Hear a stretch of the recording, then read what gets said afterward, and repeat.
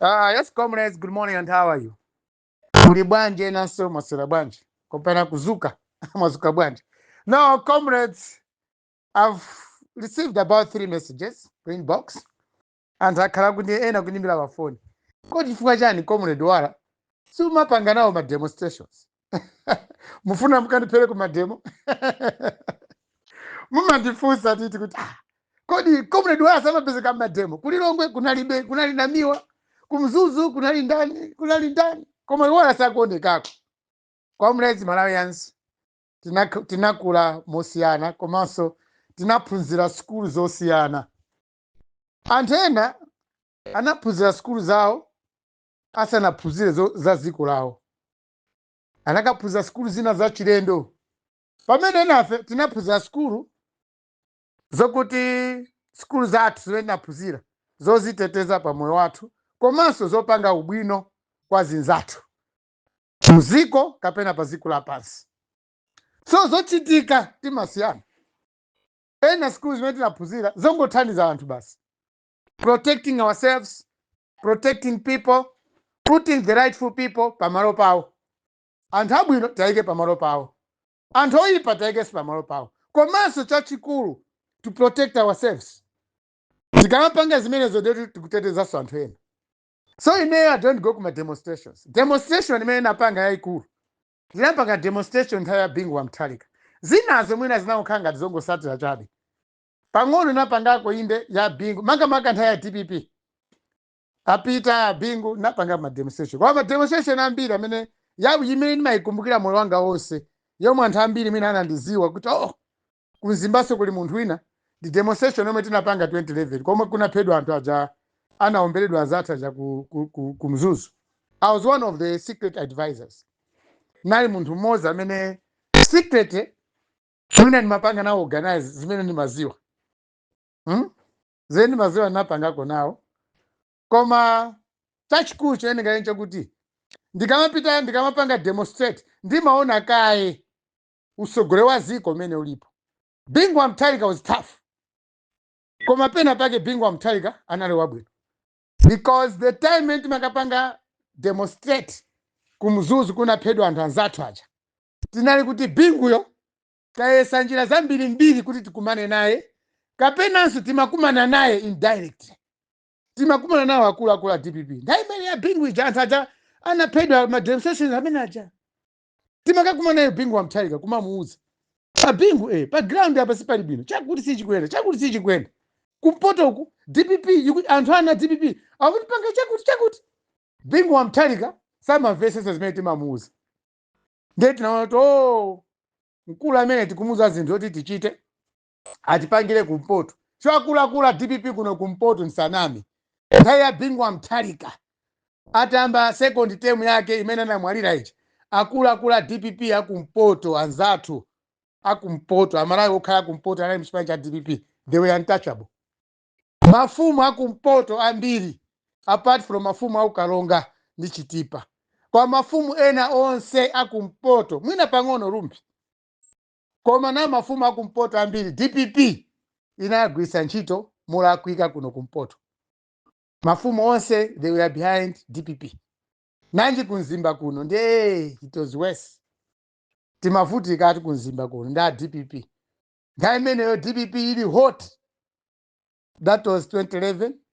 Mpaka Africa 2012 paka bingu wa Mutharika kumwalira. May so keep in rest in peace. So nthawi jatina ndi chifukwa cheni chopangira mademo. Chipani cha DPP ma members awo kumpoto amapanga misbehave. Kungoyimba phone basi apolisi abwera kale.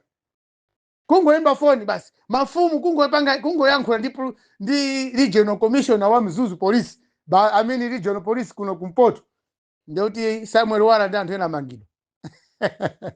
So our demonstration inali ndi zifukwa zoti even nthawi imene zatikati taphawa police kapena taphawa army amalawi ena mwina akanati amika kuti apanga bwino kapena tapha munthu wa DPP nthawi ya bingu wa Mutharika ichi ndimene members za DPP amapangira behave anthu ambiri could have scored some marks chifukwa DPP ndiye inatilowa kumpoto kuno inatilowa anthu ena amene panopa amanena zoti yayi kumalawi kuno tufuna boma labwino ndimawachita kuseka awa wali ku DPP amene awa amene amatizuzira ifeyo makamaka akuluakulu kumpoto a DPP ena amene sindiatchula koma mkwaziwa mukati mpite kumbuyo kumene DPP imativutira mucha kuno kumpoto mafumu awa kungomuloza fumu ndi chala basi luwala wapita, kungoyankhula pa radio luwala wapita, kungolemba kena kake luwala wapita amanga.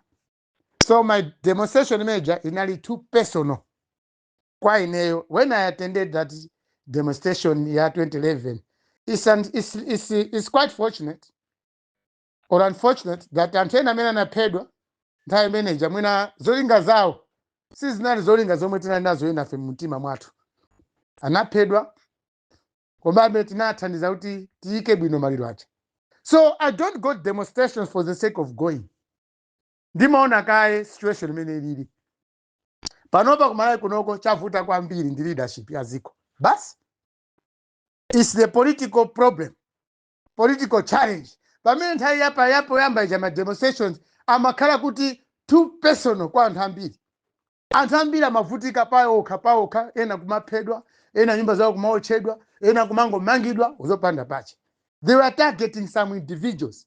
Ndi amene timapanga demonstrate tinali target ya boma la DPP nthawi manager kuno kumpoto. Kodi kumpoto sokulindani uko tithane naye amene ndipo amathana nafedi koma nafeso kumpoto kuno tinathana ndi anthu ambiri amene amapanga nkhanza nthawi ya DPP kuno kumpoto panopa. Ambiri ena mwina kulibe komanso ambiri moyo wawo sikuyenda bwino ya chifukwa timapanga deep down from our heart with the pains imene DPP inatipangira as individuals.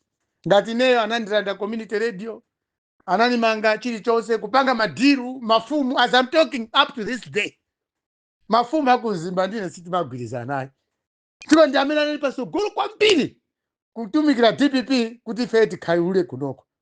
Ena ndi awawa kunali ma vice president akwati kuno kumpoto nthawi imene anali kuti the minister wamkulu mboma ma DC governor kuno kumpoto kumzimba kuno DC governor yemwene sanaliso MP ma MP ya DPP kuno kumpoto kumzimba. Inali personal battle. Why I joined the the demonstrations was to deal with the situation. That's why mpaka panopa dakali wa moyo palibe munthu amene anganinamize olo wina neno ti ayi tikathana ndi luwala kandi tukwane kandi tane ina mati ndikutukwana kwa ndimaona ngati una chilungapo. That's why ndimakhala very free, ndikuziwa where I'm coming from. Ma demonstrations ndikwaziwa, ma demonstrations ukapanga boma lizimva, munthu amene kupanga demonstrate azimva nthawi bingwich amala wambiri mukanatengerapo phunziro. Timapanga demonstrate bingu zinthu zina masindi koma chakwera wawa olo mtapanga demonstration chotani kunena kwa chakwera palibe chimene angasindi. That's why I don't go to my demonstrations. The only thing that you can do is just to remove chakwera pampando basi. Mademo panopa kumalawi kunoko mademo zingopanga mongo yelekeza kwa mademo eneni ndamendane nawo a 2011 kumbuyoko mwina pang'ono ndiapita mthalika chama 20 chakutu. Jakale I was not active, I was not one of the organizers. Koma 2011 as one of the organizers amademo. Ndipo anali mademo oneka nditu phindu limaoneka. Koma mademo masiku anowa ayi si mademo eneni ya. Ndi mademo ti basi just want people to azimva kuti antena abshantima. Kwa mademo eneni azikha kuti ukapanga demonstrate chinthu chizisintha mziko. That's it. Songa zisizi kusinda. That's why anthu akumatemana kumakhapana kumatana kwa mademo anapangidwa kumpoto kunoko anali mademo eneni oti ndithu antena the Scots Max antena tinavutika komabe what we wanted is it happened bingwa mthalika tinathana naye. Zinthu zambiri zinasintha komanso ndale zathu kumalawi zinasintha. So panopa mademo ake amandivesa chisoni ndimasiwa polowera because anthu amene timapanga nawo against, timapanga ma demonstrations against nthawi imeneyo timapanga ma demonstrations against DPP, ulamuliro wa DPP. Panopa zatembenuka, DPP is doing also ma demonstrations against MCP. Ndimaona ngati zachibwana. Aife MCP amatipangira mademo opposition amatipangira mademo tili mu DPP ili mboma amene osima demonstration here kwa ineyo. Those are not good demonstrations, because MCP inapanga demonstrate against DPP ili mboma, panopa DPP ipangeswa demonstrations against MCP. I can't do that. I can't join such demos. Ma demonstrations angati amene osiningalo wepo zivute zitana Malawi wolo mukhoza kundida sitimabweza njira imodzi yosinthira boma imene inapangidwa kwa nzanu basi nawonso mubwerezenso yomweyo. Ayi, ngati Chakwera kulephera kupanga zinthu zina ngati president, the only solution is tikavote basi, let's go and vote. Koma kuti ayi posa MCP imapanga mademo ili ku opposition ndi akulu ena amapanga opposition amapanga mademo ali ku opposition, panopaso DPP ipange chimodzimodzi choti ku opposition. Ayi, ndeziko asipita kusogolo, and that one I will not entertain. Siningapange entertain mademo amene ayi chama demo 20% njira zina zabwino zosinthira mavuto athu. It's not everything that can be sorted out of demonstrations. Ayi, pamakhala zinthu zina zimangofuna easy way, like removing MCP in government. Sizifunazo zinthu zambiri tu ayi. It's just a matter of how you feel about what is happening politically in your country. Chikuchitika ndi chani kumalawi kunoko chomwe mkuona chikuvuta. Pezani kaye vuto la zimene mukuona kuti vuto luchoka apapa. Mukalipeza vuto ichi mankhwala samasowa aya chimakanga ndi matenda. Akakuyeza magazi kuchipatala kuti magazi ako sali bwino afuna uzima mankhwala every day. Just follow that. So Malawi ambiri tikupanga mademo vuto lenileni lomwe tifuna tipangire mademo indi limakhala omveka, koma it's not there kuti ndi vuto loti paka ulitengere ulitukule thukuta mpaka ukakheserepo mwazi mu street. Apo pamalawi ndi tikuze nchilungamo. Ziko lindi lathu tisamatenge zinthu zina mongoyerekeza. Ayi, so chachikulu kumalawi chofunika ndi kusintha usogoleri. Taona ni mademo angati amene apangidwa nthawi ya Chakwera. So many demonstrations ndangati amangidwa shoya mademo amene opangisa mademo amene wa ambirimbiri asina Boni Kalindo, you can mention them. Ena namwalira ndi kumwalira komwe Beni Longwe. So many people have been involved in trying to do demonstrations against Chakwera. Koma Chakwera sakumva. Why should you waste your time? You have to have got a few days to go to elections. Why tingopanga campaign yabwino timichosepo Chakwera. Bas tizapange mademo akazowapo wina akamaza lephera. So panopa chikhanga chibwezera. So DPP uganza kuti necho kaboma choja ma demonstrations. That's why mtamba kudana naye DPP mpaka lero. Koma singabwereze chimene singakhale chifukwa soti tichose MCP mboma kuzera DPP pangeso mademo or DPP supporting mademo. Data Malawi are not growing politically. Democratically, we have been demoralized. 20% njira zabwino. That's why, I don't go to my demonstrations. About my security. Security so ninayoona kale. Luara, so many people have done. Ndamene tukwana na mafuma kunzimba pakatipo. They hired some people mafuma kunzimba. Anapanga hire ma thugs. All the way from Lilongwe anabwera kunzimba kuno. Koma nathana nawo. Anati mazigaweka mafumu helped by MCP. Hawa kuti kwa nani Luara tikutumirana anapanga organize nditi Zimbalangondo. About 8 boys. Strong boys. Came here. Kumzimba. Kupasula gamo hapa mwamba kwambiri. They came to Mzimba. Ndinakumana nao maso ndi maso. Titango kumana kanane naso okata. Bwana Luara. Anatituma anthu kuti tizathane ndi inuyo. Kwamete kuonera ndi inuyo. Mungo tikhulukira basi. Ife tingo japo drama tipanga report kuti Luara taamenya. They went back. So I know everything. Kakula anthu ena mukuti akusatira Adelso Kabambe, anthu ena akusatira Joyce Banda. Ino Malawi. Don't waste your time. Ndana ngono amene akupanga zimene ana anu amene akupanga zimene. They know nothing. Amangoziwa kunyamula maweti, amangoziwa mwina kutumidwa kumayankhula ngati mafana ma film. These are just small boys. Musawope china chili chonse kapena kuti ayi anthu ena kusatira Adelso Kabambe, ena kusatira Joyce Banda, ena kusatira Luara. Sizingachitike. Pakazaopya ife zauza tikazakuza kuti pakuti sipali bwino ngati mene tinanenera panamiwa ine namiwa ta ampanga chipongwe naziwa kale naawuzanso. I called Lighton Mangochi, I told Lighton Mangochi kuti Lighton Mangochi tamuze namiwa asamale. I knew kuti namiwa ampweteka. Ayamata nampweteka namiwaso ndimaziwanso. Anatumaso ndimaziwa. Koma zomwezi zomatenga zinthu zina osaganizira chimene anzako akukuuza. That's why namiwa anakumanizi zolakwika nga zimenezi. Panopa anthu mukukamba koma ineyo pa munthu umene mazira ineyo ngati comrade wala I forewarned kuti namiwa asapite kaye kumene kucha akhale chero. Koma zinauzidwa kuti chilichonse chili malo. Ndipo sinali wodabwa kuona kuti namiwa ampanga chipongwe because I warned. I was told kuti arwara namiwa anthu anga ananeso nzeru zangu chaneso ndindi anthu anga opsa kwambiri. Mtali pange organize my 100 people. Anyamata 100 anyamata ndasikana anga 100 nipange chipongwe ndikhoza panga chipongwe komanso sindikalowa ku polisi.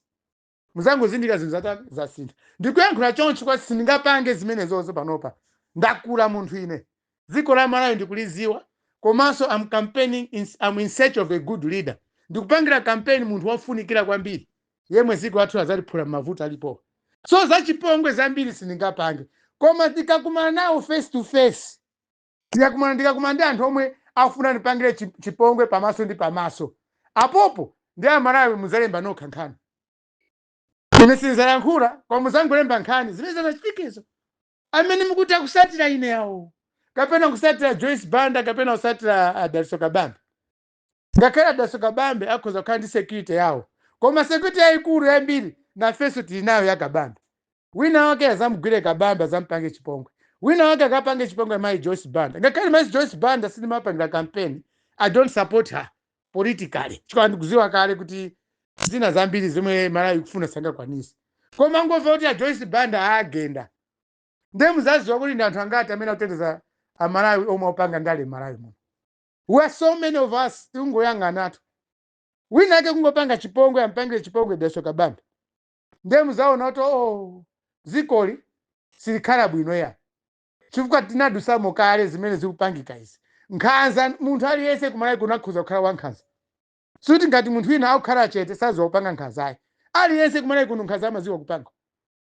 Timaziwa nkhanza. Munthu aliyense polengedwa ndi Mulungu analengedwa kuti akhuza kupanga nkhanza kwa munthu wina. So comrades Malawians anthu amene akutumidwa kuti chani asiyeni apange nkhanzazo. Akapanga nkhanzazo ndiye muona simzapitanso ku street kapanga demonstrate kuti boma lalephera kuteteza anthu. Tizathana nazo.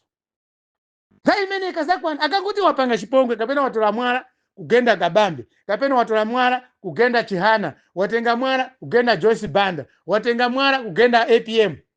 Ndiye muzaona ku Malawi kuno kuti kuli anthu anzeru amene akuyankhula azipaniwa akumayankhula kukhala ngati moopseza. Iye inafe tipanga akuna mizani. They know nothing. I am speaking this from my deep down from my heart and deep from my experience ndi anthu aku Malawi. Anthu aku Malawi onse nawerenga ku ame ku polisi aliyense namuwerenga ku Malawi kuno. Malawi is a small country with no big security institutions. Ku Malawi kuno kophweka kwambiri to understand things. That's why amwenye ma Chinese amachita chilichonse choyipira dziko lathu la Malawi samamangidwa. Malawi is a country yomwe ndili ndi anthu omwe amangokhala amantha kapena anthu aulesi. So inafe si aulesi ayi. That's why tikamayankhula we are so open, so transparent. Pangani mademo kwa mademo mukamapanga muziona kodi mukapanga mademo mufuna chisinthe ndi chani. Ngati chake nikakusintha ndi chani peza ansara ina panopa ansara ya mademo ndikuvotera kusavotera Chakwera pa 16 September. Chakwera choke mboma basi tipange bwanji nje yopheka tikavote basi zinazo zitichedwesa. Comrades, good morning. Thanks for much. Malawian.